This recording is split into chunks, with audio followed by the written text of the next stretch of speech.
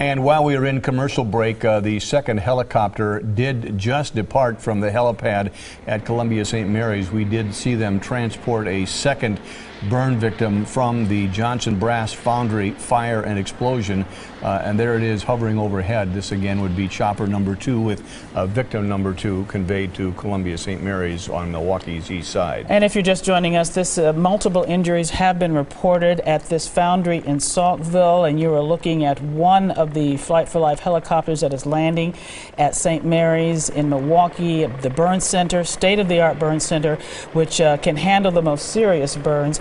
We do know at least one other person was transported to the hospital in Grafton, and several others were able to walk away, but we don't know an exact extent of any of these injuries. Now, this is the third helicopter that we have seen land. We don't know, in fact, we believe that there were only 2 choppers dispatched to land at Grady Park and picked up victims, but now we're seeing this at least the third landing that has just been completed. So whether there is an additional patient on board this helicopter or whether they just put it back down temporarily for some other reason, we're not clear.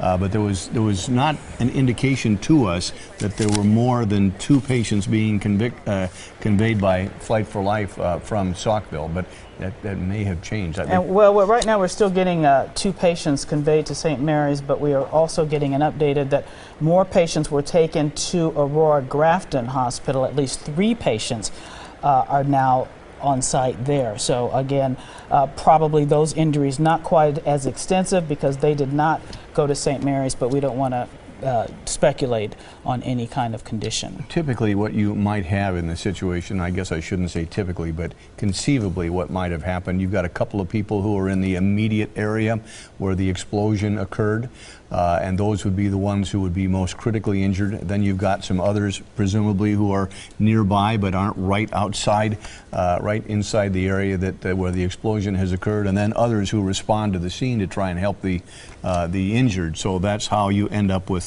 so many people with varying degrees of injuries in a case like this. We'll continue to follow this plant explosion in Saukville and bring you the very latest. We're going to take a quick break and be right back.